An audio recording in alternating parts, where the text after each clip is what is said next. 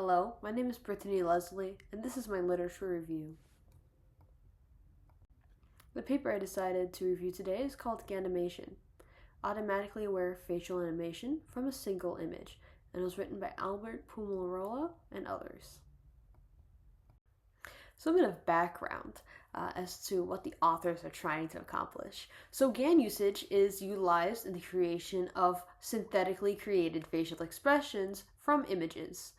Specifically, the authors are comparing their model to the star GAN architecture, which is even more successful in generating these facial expressions based off of specific data sets. However, the star GAN architecture is limited in the number of expressions that it is able to produce. So a bit of background into the terminology that is used behind this paper in case one is unfamiliar. So there are GANs. GANs are broken down into two neural networks, which is the generator and the discriminator. What the generator does is it generates a new data set based off of the look of the real data set. The discriminator then takes the generated data set and the real data set and tries to determine which is which. We also have action units. Action units are classified under something called the facial action coding system. They're fundamental units of action for individual muscles or groups of muscles. Within the human face, we have about 43 muscles. Action units try to mimic the muscles in the face. So we have about 30 basic action units. And from these 30 basic units, we can create about 7,000 different facial expressions.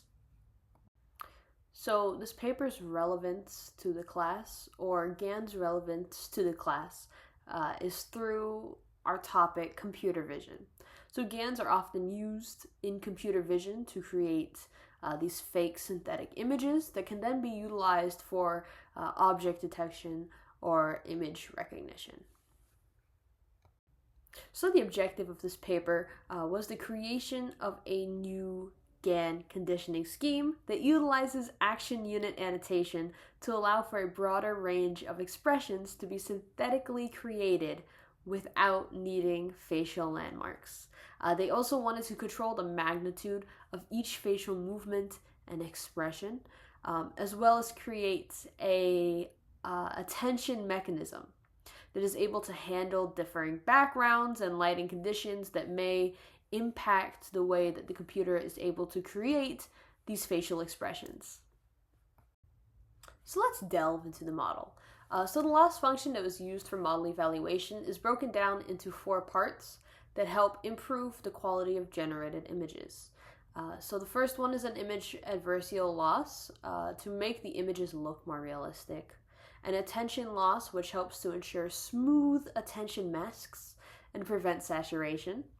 A conditional expression loss to match the desired facial expression. And an identity loss to maintain the person's unique features in the generated images. So these parts overall work together to help guide the AI system in creating a better synthetic image that closely resembles the target expression while also preserving the person's individual facial characteristics. So the data set that the authors ended up using is called Emotionet dataset. This dataset contains about 1 million images of facial expressions, and these images are annotated with discrete action unit activations. For training their model, the authors used about 200,000 images from this specific dataset. The main components of their GANimation architecture, or their model, consists of a generator and a critic. The generator helps to produce color and attention masks to create these realistic facial expressions, and then the critic evaluates these generated images and sees if they are photorealistic and have expression accuracy. So the figure below is an example of their attention-based generator. So when a computer program is given a picture and a specific expression to create, it uses an attention mask and changes the colors of the image to determine the important parts of the face. So in short, it helps to determine how much of each part of the original picture affects the new image and make sure that the important parts stands out in the final picture.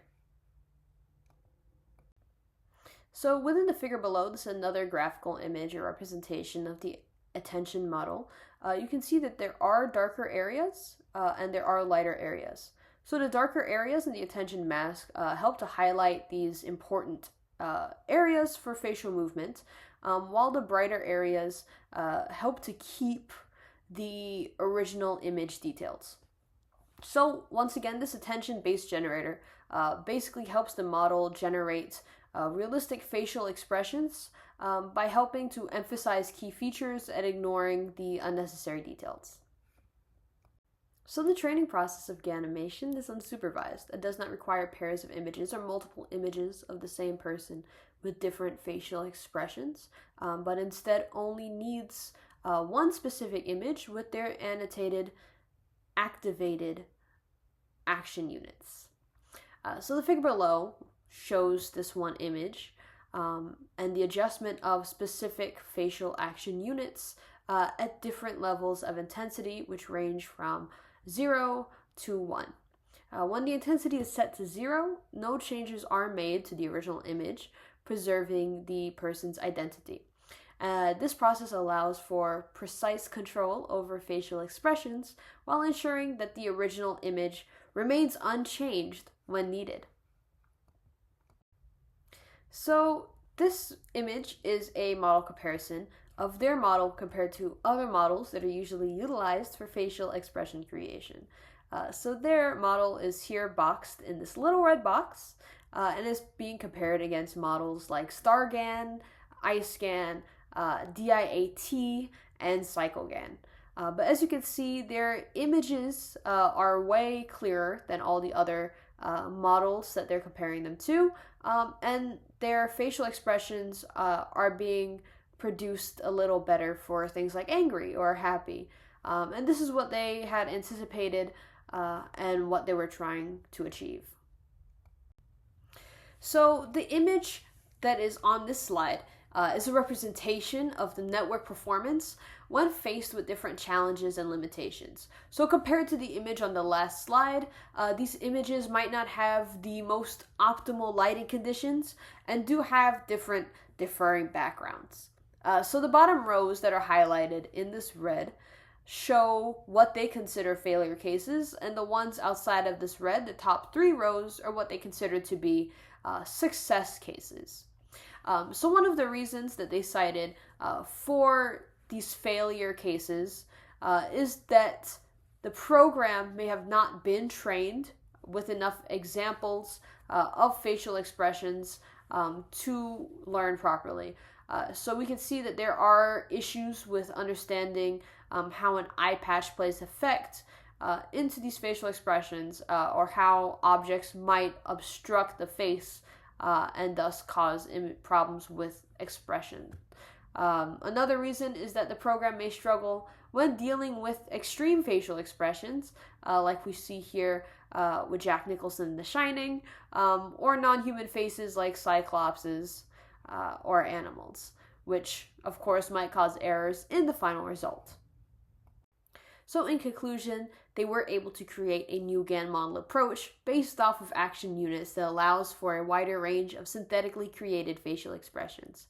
The model also enables for the smooth transition between different expressions in challenging environments, such as low or high lighting conditions and differing backgrounds. They additionally talk about the potential utilization of their model in different fields, such as the movie industry, where they can alter facial expressions post-production, or photography, whereby you can improve facial expressions within images. So here are the questions and answers for my presentation. So the first question is, how does the proposed method within this paper differ from StarGAN or other GAN methods? The final question is, what kinds of loss functions are used in GANimation?